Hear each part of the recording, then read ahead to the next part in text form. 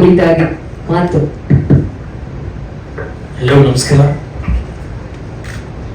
ಸಾರಿ, ನನಗೆ ಗೊತ್ತಿಲ್ಲ. ನನ್ನ ರಿಪೋರ್ಟ್ 7:30 ಇತ್ತು. 7:30 ನಾನು ಹೀರೋ ಬಂದ್ವಿ. ನನ್ನ ಮಾತು ಇದು ಸ್ವಲ್ಪ ಇರಿಸು ಮುರುಸಾಗಿದ್ರೆ ಕ್ಷಮೆ ಕೇಳ್ತೀನಿ. ಇದು ನನ್ನ ಬ್ಯಾನರ್ನ 3ನೇ ಚಿತ್ರ. ಫಸ್ಟು ಚಕ್ರವರ್ತಿ, ಆಮೇಲೆ ಲೈಫ್ ಜೊತೆ ಸೆಲ್ಫಿ, ಈಗ ನಮ್ಮದು ಅಯಗ್ರೀವ. ಒಳ್ಳೆ ಹುಡುಗರಿಗೆ ಒಂದು ಅವಕಾಶ ಕೊಡಬೇಕನ್ನೋ ಕಾರಣಕ್ಕೋಸ್ಕರವಾಗಿ ಈ ಕತೆ ನನಗೆ ಇಷ್ಟ ಆಗಿ, ನಾನು ಮಲಯಾಳೀಸ್ ಮೂವಿ ತುಂಬ ನೋಡ್ತಾ ಇದ್ದೆ. ನಾನು ಕನ್ನಡನೂ ತುಂಬ ನೋಡ್ತೀವಿ, ಎಲ್ಲ ಮೂವಿ ನೋಡ್ತೀವಿ, ಮಲಯಾಳೀಸ್ ಮೂವಿ ತುಂಬ ನೋಡ್ತೀವಿ. ಆ ಬೇಸ್ಡ್ ಮೇಲೆ ಒಂದು ಕತೆ ಇದುವರೆಗೂ ಬಂದಿಲ್ಲ. ಒಂದು ಈ ಥರ ಕತೆ ಬೇಕು ಅಂತ ನಾನೇ ಕೇಳಿದಾಗ ಒಂದು ಬೆಲ್ ಅಂತ ಒಂದು ಮೂವಿ ಮಾಡಿದೆ, ಶಾರ್ಟ್ ಮೂವಿ. ಆ ಮೂವಿ ನೋಡಿ ನಾನೇ ಕರೆದೆ ವಿಧಾನಸೌಧಕ್ಕೆ, ಒಂದು ಮೂವಿ ಮಾಡಿಕೊಡು ಕನ್ನಡದಲ್ಲಿ ಈ ಥರ ಅಂತ ಕೇಳಿದಾಗ ಈ ಕತೆ ಅಲ್ಲಿಂದ ಪ್ರಾರಂಭ ಆಯಿತು. ಐ ಥಿಂಕ್ ನಾನು ಹಾಕಿರ್ತಕ್ಕಂಥ ಹಣಕ್ಕೆ ಮೋಸ ಇಲ್ಲ ಅಂತ ನಾನು ಅನ್ಕೊಳ್ತೀನಿ. ಈ ಚಿತ್ರ ನೋಡಕ್ಕೆ ಬರ್ತಕ್ಕಂಥ ಪ್ರೇಕ್ಷಕರಿಗೆ ನಿಮ್ಮ ಹಣಕ್ಕೆ ಮೋಸ ಇಲ್ಲ ಅಂತ ನಾನು ಗ್ಯಾರಂಟಿ ಕೊಡ್ತೀನಿ. ಇದಕ್ಕಿಂತ ನಾನು ಜಾಸ್ತಿ ಹೇಳೋಕ್ಕಾಗಲ್ಲ. ಬಟ್ ಆದರೂ ಎಲ್ಲೊಂದು ಕಡೆ ನಿರ್ಮಾಪಕರಾಗಿ ಹೊಸ ನಿರ್ಮಾಪಕರು ಬಂದಾಗ ಯಾಕೆ ಓಡೋಗ್ತಾರೆ ಅಂತಾದಾಗ ಇತ್ತೀಚೆಗೆ ಸ್ವಲ್ಪ ಅನುಭವಗಳಾಗ್ತಾರೆ. ಏನು ಮನೋಫೋನ್ ಮಾಡ್ಕೊಂಡಿದ್ದಾರೆ ಚಿತ್ರರಂಗನ, ಯಾಕೆ ಹಿಂಗೆ ಆಗ್ತಾ ಇದೆ? ಕೋಟಿಗಟ್ಟಲೆ ಬಿಸ್ನೆಸ್ ಮಾಡಿ ಲಕ್ಷಗಟ್ಟಲೆ ಕೈ ಬಿಡಬೇಕಾದ್ರೆ ಪರಿಸ್ಥಿತಿ ಒಬ್ಬ ನಿರ್ಮಾಪಕರಿಗೆ ಏನು ಅನ್ಸುತ್ತೆ ಅಂದಾಗ ಸ್ವತಃ ನಾನು ಅನುಭವಿಸ್ದಾಗ ಗೊತ್ತಾಗ್ತಾ ಇದೆ ಯಾಕೆ ಇಂಡಸ್ಟ್ರಿ ಮಟ್ಟಕ್ಕೆ ಹೋಗ್ತಾ ಇದೆ ಅಂತ. ಒಂದು ಇತ್ತೀಚಿನ ನಡ್ತಕ್ಕಂಥ ಕೆಲವು ಘಟನೆಗಳಲ್ಲಿ ಒಂದು ಆಡಿಯೋ ಬಗ್ಗೆ ಇರ್ಬೋದು, ಒಂದು ಡಿಸ್ಟ್ರಿಬ್ಯೂಟರ್ ಬಗ್ಗೆ ಇರ್ಬೋದು, ಹೇಗೆ ಅವರೇ ಒಂದು ರಿಂಗ್ ಹಾಕೊಂಡು ಒಂದು ಸಂಘ ಮಾಡಿಕೊಂಡು ನಿರ್ಮಾಪಕರಿಗೆ ಯಾಕೆ ಈ ತರ ಮಾಡ್ತಾವ್ರೆ ಅನ್ನೋದಕ್ಕೆ ಇತ್ತೀಚೆಗೆ ನಾವು ಅನುಭವಿಸ್ತಾ ಇದೀವಿ. ಯಾಕೆ ಚಿತ್ರರಂಗ ಬ್ಯಾಕ್ ಹೊಡಿತಾ ಇದೆ? ಏನಕ್ಕೆ ಬ್ಯಾಕ್ ಹೊಡಿತಾ ಇದೆ? ಯಾಕೆ ಚಿತ್ರರಂಗದಲ್ಲಿ ನಿರ್ಮಾಪಕರು ಮುಂದೆ ಬರ್ತಾ ಇಲ್ಲ? ಪ್ಯಾಷನ್ ಇರ್ತಕ್ಕಂಥ ವ್ಯಕ್ತಿಗಳು ಒಂದು ಯಾವುದೇ ಒಂದು ಬಿಸ್ನೆಸ್ ಮಾಡಿದಾಗ ಒಂದು 4 ಕಾಸು ಹಾಕಿದಾಗ 5 ಕಾಸು ಸಿಕ್ಕಿದಾಗ ಇನ್ನು 5 ಮೂವಿ ಮಾಡ್ತಾರೆ. ಅವ್ನು 4 ಕಾಸಾಗಿ 1 ಕಾಸು ಕೈಕೊಂಡಾಗ 4 ಕಾಸು ಕಳ್ಕೊಂಡಾಗ ಯಾಕೆ ಹಿಂದೆ ಹೋಗ್ತಾವ್ರೆ? ನಿರ್ಮಾಪಕರು ಯಾಕೆ ಮನವಿ ಮಾಡ್ಕೊಂತಾವ್ರೆ? ಹಿಂದೆ ನಿರ್ಮಾಪಕರು ಎಲ್ಲ ಆಸ್ತಿ ಮಾಡ್ಕೊಂತಾರೆ ಅಂದಾಗ ಕೆಲವು ಘಟನೆಗಳು ಬಂದಾಗ ತುಂಬಾ ಬರೀ ರಾಜಕೀಯದಲ್ಲೂ ಕೂಡ ನಾವು ಡೆಲ್ಲಿವರೆಗೆ ಆಡೋದಾಗಿದೆ. ಈ ಚಿತ್ರರಂಗದಲ್ಲೂ ನಾರ್ತ್ ಕರ್ನಾಟಕ ಬಂದು ನಾರ್ತ್ ಇಂಡಿಯಾ ಬಂದು ನಮ್ಮ ಆಡೋ ಮಟ್ಟಕ್ಕೆ ಬಂದಿದೆ ಒಂದು ಮನೋಬಲ್. ಇವತ್ತು ನೀವು ನೋಡ್ತಿದ್ರಿ, ಹಿಂದೆ ರಾಜ್ಕುಮಾರ್ ಶಂಕರ್ನಗರ್ ಇದ್ದಾಗ ಥಿಯೇಟ್ರಿಕಲ್ ಬಿಸ್ನೆಸ್ ನಂಬ್ಕೊತಾ ಇದ್ವಿ. ಇವತ್ತು ಥಿಯೇಟ್ರಿಕಲ್ಲಿ ಎಷ್ಟೋ ಥಿಯೇಟರ್ಸ್ ಓನರ್ಸು ಅವ್ರು ಮುಗಿಸ್ತಾ ಇದ್ದಾರೆ. ಯಾವ ಮಟ್ಟಕ್ಕೆ ಹೋಗಿ ಇನ್ನೂ ಹೋಗ್ತಾ ಇರೋದ್ರೆ ಥಿಯೇಟರ್ಸ್ ಇನ್ನೂ ಕಡಿಮೆ ಆಗ್ತವೆ. ಯಾಕಂದ್ರೆ ಬಿಸ್ನೆಸ್ ಇಲ್ಲ. ಇದೇನಾಗಿದೆ, ಇಡೀ ಚಿತ್ರರಂಗವನ್ನ ಮನೋಪಲ್ ಮಾಡ್ಕೊಂಡಿದ್ದಾರೆ. ಇತ್ತೀಚೆಗೆ ಕೆಲವರು ಏನ್ ನಡೆದ ಘಟನೆಗಳಲ್ಲಿ ನಾನು ಹೇಳ್ತಾ ಇರೋದು ಏನಂತಂದ್ರೆ, ಚಿತ್ರರಂಗ ಮೇಲೆ ಬರ್ಬೇಕಾದ್ರೆ ಫಸ್ಟ್ ನಮ್ಮ ಥಿಯೇಟರ್ ಓನರ್ಸ್ ಬದುಕಬೇಕು. ಇವತ್ತು ಅವ್ರು ಬದುಕೋ ಪರಿಸ್ಥಿತಿ ಇಲ್ಲ. ಯಾಕೆಂತಂದ್ರೆ ಕೆಲವು ವಿದ್ಯಮಾನಗಳಿಂದ ಇಲ್ಲ.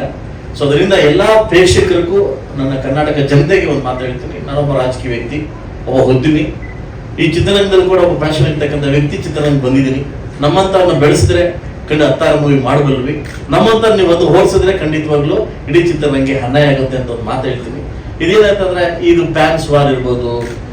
ಈ ಪ್ಯಾನ್ಸ್ ವಾರ್ ಇಂದ ಏನಾಗುತ್ತೆ, ಒಂದು ಹೀರೋನ ಕಂಡಮ್ ಮಾಡ್ಲಿಕ್ಕೆ ಇನ್ನೊಬ್ಬ ಹೀರೋ ಒಂದು ಸಂಘನ ಕಟ್ಟಿ ಆ ಪ್ಯಾನ್ಸ್ ವಾರ್ ಕಡೆಯಿಂದ ನೆಗೆಟಿವ್ ಮಾಡಿದ್ರೆ ಜನ ಬ್ಯಾಕ್ ಹೊಡಿತಾರೆ. ಅದು ಯಾರೇ ಹೀರೋ ಆಗಿರ್ಲಿ, ಯಾರೇ ಫ್ಯಾನ್ಸ್ ಆಗಿರ್ಲಿ, ನಿಮ್ಮ ಒಬ್ಬ ನಿರ್ಮಾಪಕನಾಗಿ ಕೈ ಮುಗಿದು ಕೇಳ್ತಿದ್ದೀನಿ, ನೆಗೆಟಿವ್ ವೈಬ್ರೇಷನ್ನ ನೆಗೆಟಿವ್ನ ಯಾರು ಕೊಡಕ್ಕೆ ಹೋಗ್ಬೇಡಿ. ಅದು ಯಾವುದೇ ಹೀರೋ ಆಗಿರ್ಬೋದು. ಚಿತ್ರರಂಗನ ಬೆಳೆಸ್ಬೇಕಾದ್ರೆ ದಯವಿಟ್ಟು ನಿಮ್ಮ ಕೈಲಾದಷ್ಟು ಸಹಾಯ ಮಾಡಿ ಹೊರತು ನೆಗೆಟಿವಿಟಿನ ಮಾಡಕ್ ಹೋಗ್ಬೇಡಿ.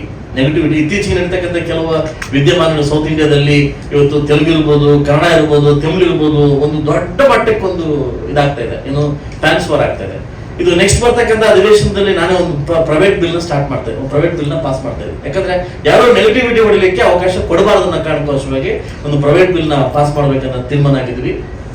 ಸೊ ಇಡೀ ಚಿತ್ರರಂಗವನ್ನ ಧನ್ವೀರವರು, ನನ್ನ ಸ್ನೇಹಿತರು, ನಮ್ಮಿಬ್ಬರು ಜರ್ನಿ ಸ್ಟಾರ್ಟ್ ಆಗಿದ್ದು ದರ್ಶನ್ ಅವರಿಂದ. ನಾನು ಚಕ್ರವರ್ತಿ ಮೂವಿ ಅದಕ್ಕೆ ನಿಂತಾಗ ಅವ್ರು ಮೂವಿನ ಟೇಕ್ ಅಪ್ ಮಾಡ್ಕೊಂಡೆ. ಸೊ ಅದಾದ್ಮೇಲೆ ನಾನು ದಿನಕರ್ತೂರ್ಗೆ ಒಂದು ಅವಕಾಶ ಕೊಟ್ಟು ಲೈಫ್ ಜೊತೆ ಸೆಲ್ಫಿ ಮಾಡಿದೆ. ಅದಾದ್ಮೇಲೆ ನಾನು ನಮ್ಮ ಧನ್ವೀರವ್ರಿಗೆ ಅವಕಾಶ ಕೊಟ್ಟಿದ್ದೀನಿ. ಸೊ ಅಲ್ಲಿಂದ ಜರ್ನಿ ಸ್ಟಾರ್ಟ್ ಆಗಿದ್ದು, ಇಲ್ಲಿ ಬಂದು ನಿಂತಿದೆ. ಮುಂದೆ ಎಲ್ಲಿ ಹೋಗುತ್ತಂತ ಗೊತ್ತಿಲ್ಲ. ಸೊ ಅದಾದ್ಮೇಲೆ ಗಣೇಶ್ ಜೊತೆ ದೊಡ್ಡ ಮೂವಿ ಮಾಡ್ತಾ ಇದ್ವಿ, ಅದು ಅಂತ ಮುಗಿದಿದೆ. ಅದಾದ್ಮೇಲೆ ಸಂಜನವರು, ಅವ್ರ ಬಗ್ಗೆ ಹೇಳಂಗಿಲ್ಲ, ನಮ್ಮ ಸಲಗಾ ಸಂಜನವರಂತೆ ಹೆಸರಾಗಿದೆ. ಇದಾದ್ಮೇಲೆ ನಮ್ಮ ರಘುವರು ಊರು ಬಿಟ್ಟು ಬಂದು ಇಂಜಿನಿಯರ್ ಮಾಡಿ ಕೆಲಸ ಇಲ್ಲದೆ ರೂಮ್ ಹಾಕೊಂಡು ಕತೆ ಬರೀತಾರೆ. ನನಗೆ ಅಯ್ಯೋ ಅನಿಸ್ತು. ಈ ತರ ಅವರು ಎಷ್ಟೋ ಲಕ್ಷಾಂತರ ಜನ ಕಾಯ್ತಾ ಇದ್ದಾರೆ ಕರ್ನಾಟಕ. ನನ್ನ ಮನೆಗೆ ನಾನು ಆಫೀಸ್ ಬಂದಾಗ ಫಸ್ಟ್ ನಾನು ಕೇಳೋದು, ನೀನು ಊಟ ಮಾಡು. ನಾನು ಫಸ್ಟ್ ಕೇಳೋದು, ನಿನ್ ಇನ್ಕಮ್ ಏನು, ನಿನ್ ಮಂತ್ಲಿ ಇನ್ಕಮ್ ಏನು, ನೀನೇನ್ ಮಾಡ್ತಿದ್ಯಾ, ಮೂವಿ ಫಸ್ಟ್ ಆಚೆ ಹೋಗು, ಯಾವ್ದು ಕೆಲಸ ಮಾಡ್ಕೊಳ್ಳೋ, ಮೂವಿ ಮಾಡ್ಕೊಳ್ಳೋ. ಈಗ ಸಾವಿರಾರು ಜನ ಈ ತರ ವ್ಯಕ್ತಿಗಳು ಕೆಲಸ ಮಾಡ್ತಾ ಇದ್ದಾರೆ. ಇವನೊಬ್ಬ ಗೆದ್ರೆ ಲಕ್ಷಾಂತರ ಜನ ಗೆದ್ದಂಗೆ, ಲಕ್ಷಾಂತರ ಸಾವಿರಾರು ಜನಕ್ಕೆ ಆಚೆ ಒಂದು ಅವಕಾಶ ಬರುತ್ತೆ ಅನ್ನೋ ಕಾರಣಕ್ಕೋಸ್ಕರವಾಗಿ ಈ ಮೂವಿನ ಕೊಟ್ಟಿದ್ದೀನಿ. ಇನ್ನು ನಾನು ದೊಡ್ಡ ಮಟ್ಟ ಗೇಡಾಗಿಲ್ಲ.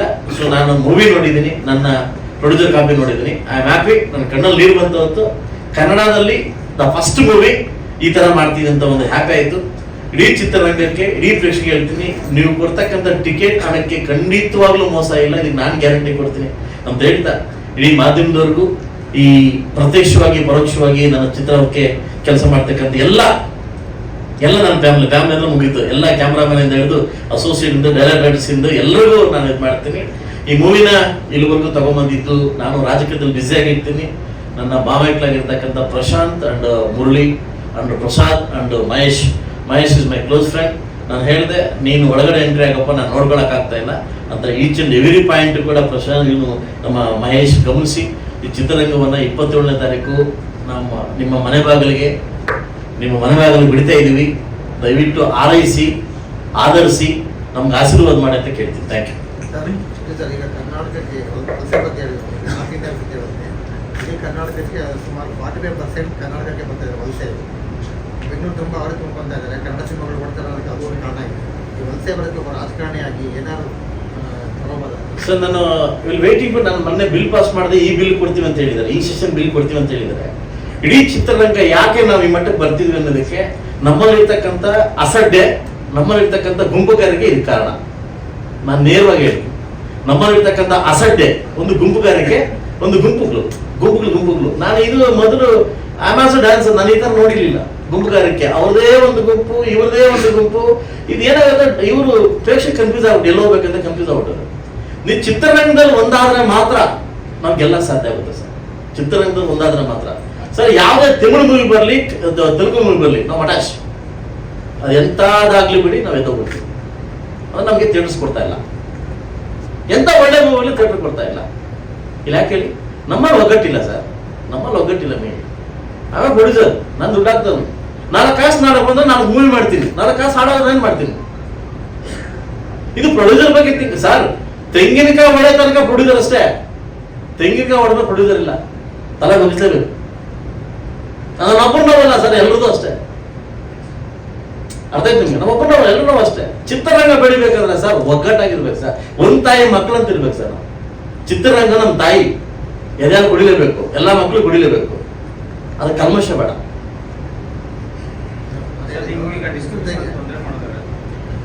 ಸರ್. ಅದು ಬಂದಾಗ ಹೇಳ್ತೀನಿ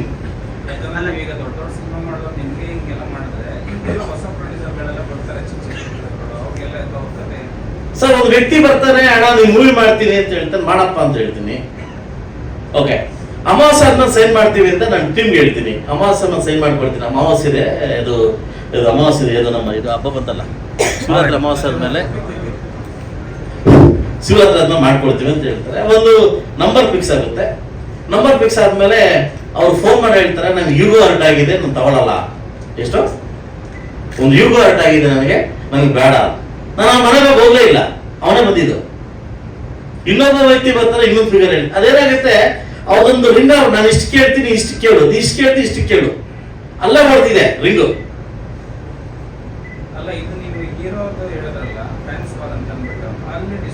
100% ಆಗಿದೆ.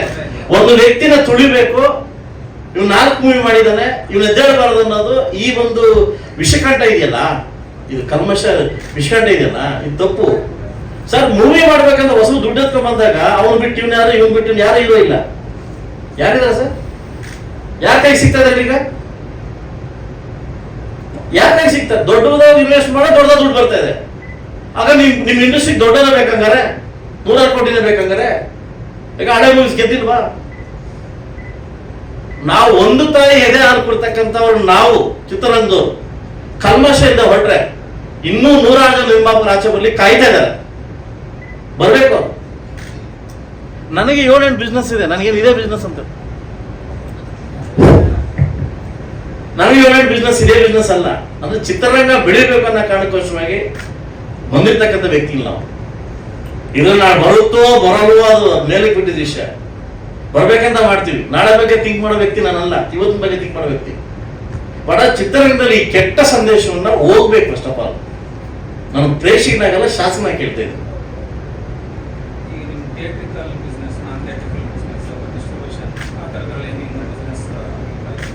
ನಾನು ಬಿಫೋರ್ ಎಲ್ಲ ಮಾಡ್ಕೊಂಡಿದ್ದೀನಿ ಸರ್, ಬಟ್ ನಾನೇನೋ ದೊಡ್ಡ ವ್ಯಕ್ತಿ ಮಾಡ್ಕೊಂಡಿದ್ದೀನಿ ಸರ್. ಚಿಕ್ಕ ವ್ಯಕ್ತಿಗಳು ಏನಾಗಬೇಕಂತ ಪ್ರಶ್ನೆ ಹೇಳಿ. ನನಗೆ ನೀವು ಕಾಟ ಕೊಟ್ಟವರು ಈಗ ಚಿಕ್ಕ ಮನೆ ಮಾಟ ಮಾಡ್ಕೊಂಡ್ಬಂದು ಸಿನಿಮಾ ಮಾಡ್ಬೇಕಂದ್ರೆ ಈ ತಕ್ಕ ಉತ್ತರ ಇಲ್ಲಿ ನಿಮ್ಗೆ. ಮಾಡಕ್ಕಿಂತ ಮುಂಚೆ ಎಷ್ಟು ಮಾಡಿ ನೀವು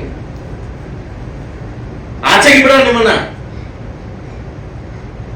ಆಚೆಗೆ ಬಿಡೋ ನಿಮ್ಮನ್ನ ಎಲ್ಲಾ ರಂಗದಲ್ಲೂ ಸರ್. ಆಡಿಯೋ ರಂಗ ಎಂದು ಹಿಡಿದು ಡಿಸ್ಟ್ರಿಬ್ಯೂಷನ್ ಎಂದು ಹಿಡಿದು ಎಲ್ಲಾ ರಂಗದಲ್ಲಿ ಕೂಡ ಹೇಳ್ತೀನಿ ಸರ್. ಸರ್ ಆಂಧ್ರದಲ್ಲಿ ಮೊನ್ನೆ ಒಂದು ವಿಷಯ ಹೇಳ್ತು, ತಮ್ಗೆ ಗೊತ್ತಿರ್ಬೇಕು. ಒಂದು ಹೆಸರಲ್ಲ, ಒಂದು ದೊಡ್ಡ ಹೀರೋ ದ ಕ್ರಿಯೇಟ್ ಒಂದು ಗ್ರೂಪ್ 4 ಶೋ ಅವರೇ ಕಳಿಸ್ತಾನೆ, 5 ಶೋ ನೆಗೆಟಿವ್ ಹೊಡಿಸ್ತಾನೆ. ಪ್ರೊಡ್ಯೂಸರ್ ಕಥೆ ಏನು? ಪ್ರೊಡ್ಯೂಸರ್ ಕಥೆ ಏನು? ಇದು ಕರ್ನಾಟಕದಲ್ಲಿ ಆಗದೆ ಇರಲಿ ಅಂತ, ಕರ್ನಾಟಕದಲ್ಲಿ ಆಗ್ಲೇ ಇಲ್ಲ ಸರ್. ಚಿತ್ರ ನೋಡಿ, ಯಾರ ಬಿಲ್ ಕೊಟ್ಟಿದ್ರೆ ನಿಮಗೆ ಅಲ್ಲ, ಬಿಲ್ ಕೊಡೋದು ಹಾಕೊಂಡ್ಬಿಡೋದು. ಚಿತ್ರ ನೋಡಿ ರಿವ್ಯೂಸ್ ಕೊಡೋ ದೇವ್ರು ಯಾರು? ನೀವು ಯಾರು? ಮಾಧ್ಯಮಿದ್ರು. ಇವನ್ನ ಸರ್ ಕೊಡಕ್ಕೆ 400 ರೂಪಾಯಿ ಕೊಟ್ಕೊಂಡು ನಿಮ್ಗೆ ಮಾತು ಕೇಳ್ಬೇಕು ನಾವು? ಇವ್ ನಮ್ಮನ್ನ ಬ್ರಿಡ್ಜ್ ಮಾಡ್ಲಿಕ್ಕೆ ನಮ್ಮ ತಗೊಂಡೋಗ್ಲಿ ಸೇತುವೆ ಯಾರು? ಮಾಧ್ಯಮಿದ್ರು. ನೀವು ತಾನೇ ರಿವ್ಯೂಸ್ ಕೊಡ್ಬೇಕು. ಅದಕ್ಕಿಂತ ಮುಂಚೆ ಇವ್ರು ಕೊಡಿಸ್ಬಿಡೋದು ರಿವ್ಯೂಸ್.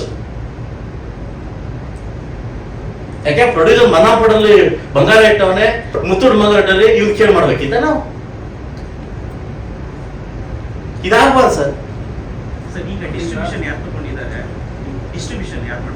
ಕುಮಾರ್ ಅಂತ ತಗೊಂಡಿದ್ದಾರೆ, ಬೆಂಗಳೂರು ಕುಮಾರ್ ಅಂತ ತಗೊಂಡಿದ್ದಾರೆ.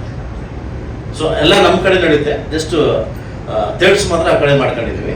ಸರಿ, ಈಗ ಸಿನಿಮಾ ರಿಲೀಸ್ ಟೈಮಲ್ಲಿ ಈ ಥರ ಬಂದಿರ್ತೀರಾ, ಸುಮಾರು ಸಮಯ ಕೂಡ ದುನಿಯದವರು ಅವ್ರ ಸಿನಿಮಾಗೂ ಹಂಗೆ ಆಯಿತು. ಆಮೇಲೆ ಅವ್ರ ಕಡೆ ಅವರಾಗುತ್ತೆ, ನೀವು ಆಮೇಲೆ ಏನಾದ್ರು ಟ್ರಾನ್ಸ್ ಆಗುತ್ತೆ.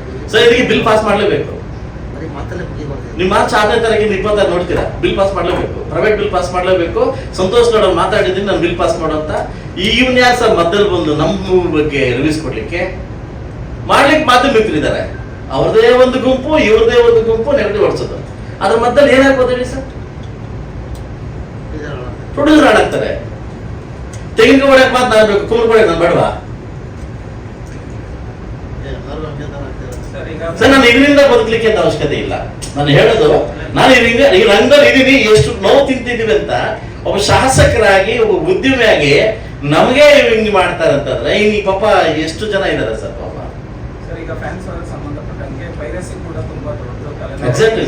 ಸೊ ನಾನು ಫಸ್ಟ್ ಆಫ್ ಆಲ್ ನಾನು ಕಂಡು ಹಾಕಿದ್ದು ಫ್ಯಾನ್ಸ್ ವಾರ್ಗೆ, ನನ್ನ ಎದುರು ಕಂಡಿದ್ದು ಫ್ಯಾನ್ಸ್ ವಾರ್. ಈಗ ಇದೆ ಧನ್ವೀರ್ ಅವ್ರ ಸಿನಿಮಾನೇ, ಪ್ರೀವಿಯಸ್ ಸಿನಿಮಾಗಳೆಲ್ಲ ಫಸ್ಟ್ ಟೆಲಿಗ್ರಾಮ್ ಇಂದ ಹಿಡಿದು ಬೇರೆ ಬೇರೆ various social media platform. Sir ನಾನು ಕೆವಿಟ್ ಅಪ್ಲೈ ಮಾಡಿದ್ದೀನಿ, ನಾನು ಕೋರ್ಟಲ್ಲಿ ಕೆವಿಟ್ ಅಪ್ಲೈ ಮಾಡಿದ್ದೀನಿ.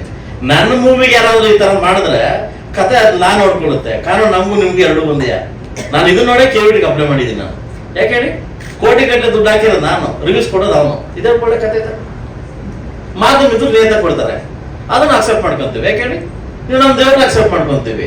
ಇವನ್ ಯಾರೋ ಇನ್ನೊಬ್ರು ಗುಂಪು ಕಳಿಸ್ಬಿಟ್ಟು ಇದ್ರ ಬಗ್ಗೆ ನೆಗೆಟಿವ್ ಮಾತಾಡಿದ್ರೆ, ಬಟ್ ಅದನ್ನ ತಗೊಳಕ್ ನಾನೇ ರೆಡಿ. ಅದು ನಾನು ಕೋರ್ಟ್ಗೆ ಹೋಗಿದ್ದೀನಿ. ನಾನು ಕೋರ್ಟ್ಗೆ ಹೋಗಿ ವಿತಿನ್ ಎ ಶಾರ್ಟ್ ನಿಮ್ಗೆ ಟ್ರಾನ್ಸ್ಮಿಟ್ ಮಾಡಿ ನಾನು ನಮಗೆ 2 days ಮುಂಚೆ ನಾನು ಕಾಪಿ ಕೊಡ್ತೀನಿ ನಿಮಗೆ. ಯಾಕಂದ್ರೆ ನನ್ನ ಮೂವಿ ಆ ಥರ ನಾನು ಬಿಡಲ್ಲ. ಇನ್ನೊಂದು ಭುವನೇಶ್ವರ್ ರಿವ್ಯೂಸ್ ಎಲ್ಲ ತೆಗಿಲಿಕ್ಕೆ ಲೆಟರ್ ಕೊಟ್ಟಿದ್ದೀನಿ. ಅವ್ರವ್ರ ಒಪಿನಿಯನ್ ಅಲ್ಲ ಸರ್. ಈಗ ಅವ್ರ ಟಿಕೆಟ್ ತಗೊಂಡು ಸರ್ ಉದ್ದೇಶಪೂರ್ವಕವಾಗಿ ಎಥಿಕ್ಲಿ ನೀವು ಕರೆಕ್ಟ್ ಆಗಿದೆ, ಕರೆಕ್ಟ್ ಆಗಿಲ್ಲ ಅಂತಂದ್ರೆ ರಿಸೀವಬಲ್. ಒಳ್ಳೆ ಮೂವಿನ ಕೆಟ್ಟದು ಅಂತ ಪ್ರಯತ್ನ ಮಾಡಿದ್ರೆ ಅದು ನೋಡ್ಲಿಕ್ಕೆ ಹೆಂಗಾಗುತ್ತೆ, ಕೇಳಲಿಕ್ಕೆ ಹೆಂಗಾಗುತ್ತೆ? ಈಗ ಭುವನೇಶ್ವರ್ ಬೇರೆ ಸೋಷಿಯಲ್ ಮೀಡಿಯಾ ಪ್ಲಾಟ್ಫಾರ್ಮ್ಗಳು ಇದಾವೆ, ಸಿಕ್ಕಾಪಟ್ಟಿದೆ ಸರ್. ಈಗ ಸಿನಿಮಾ ಬೆಟರ್ ಇದೆ. ಬೆಳಗ್ಗೆ ಶೋ ಬಂದವರು ಮಧ್ಯಾಹ್ನ ಅರ್ಧ ಗಂಟೆಗೆ ಸೋಷಿಯಲ್ ಮೀಡಿಯಾಗೆ ಹಾಕ್ಬಿಡ್ತಾರೆ ಸಿನಿಮಾ ಚೆನ್ನಾಗಿಲ್ಲ ಅಂತವ್ರಿಗೆ ಏನ್ ಮಾಡ್ತಾರೆ ಸರ್? ಆಗ್ಲೇಬೇಕು ಸರ್, ಯಾಕಂತಂದ್ರೆ ಅದು ಬಿಲ್ ಪಾಸ್ ಮಾಡ್ಲೇಬೇಕು ಸರ್. ಬಿಲ್ ಪಾಸ್ ಮಾಡಿದ್ರೆ ಇದಕ್ಕೆಲ್ಲ ಅವಕಾಶ ಇಲ್ಲ ಸರ್, ಇದಕ್ಕೆಲ್ಲ ಅವಕಾಶ ಇಲ್ಲ. ಕೇರಳದಲ್ಲಿ ಹಾಳಾಗಿದೆ, ಕೇರಳದಲ್ಲಿ ಆಲ್ರೆಡಿ ಇದೆ, ನಮ್ಮ ಕರ್ನಾಟಕದಲ್ಲಿ ಬೇಕಷ್ಟೇ. ನಮ್ಮ ಆಂಧ್ರದಲ್ಲಿ ಕೂಡ ಟ್ರೈ ಮಾಡಿದ್ದಾರೆ, ಆಗ್ತಾ ಇದೆ, ಆಂಧ್ರ ಕೂಡ ಆಗ್ತಾ ಇದೆ. ಇದಕ್ಕೆ ಚಿತ್ರರಂಗ ಬೆಳಿಬೇಕು ಸರ್, ನಾವೆಲ್ಲ ಇರಬೇಕು, ನೀವೆಲ್ಲ ಇರಬೇಕು ಅಂತಂದ್ರೆ ಇದಕ್ಕೊಂದು ಹಾಕ್ಲೇಬೇಕು ಫುಲ್ ಸ್ಟಾಪ್. ನನ್ನ ಬಗ್ಗೆ ದರ್ಗರ ಬಗ್ಗೆನೋ ಇನ್ನೊಬ್ಬರ ಬಗ್ಗೆನೋ ಮಾತಾಡ್ತಾ ಇಲ್ಲ. ಆ ಪ್ಲೇಸಲ್ಲಿ ಯಾರೇ ಇರ್ಬೋದು, ನಮ್ಮ ಯಶ್ ಇರ್ಬೋದು, ನಮ್ಮ ಸುಜಯ್ ಇರ್ಬೋದು, ದರ್ಶನ್ ಇರ್ಬೋದು, ಕೆಲ ಹೀರೋಗಳು ಇರ್ಬೋದು, ಏನೇ ಇರ್ಬೋದು. ಸೊ ಇದು ಹಾಕ್ಬೇಕು ಅನ್ನೋದು ನಾನು ನಿಮ್ಮ ಮುಖಾಂತರವಾಗಿ ಕೇಳ್ತಿರ್ತಕ್ಕಂಥ ಒಂದು ಮನವಿ ಅಷ್ಟೇ. ಇದು ಅದು ಮುಂದೆ ನಾವು ಶಾಸಕನಾಗಿ ಸರ್ಕಾರದಲ್ಲಿ ಏನ್ ಮಾಡ್ಬೇಕು ಅದನ್ನ ಮಾರ್ಚ್ 6ನೇ ತಾರೀಕು ನಾನು ಸೆಷನ್ ಹಾಕೊಂಡಿದ್ದೀನಿ, ಅದನ್ನ ಮಾಡ್ತೀನಿ. Sir thank you.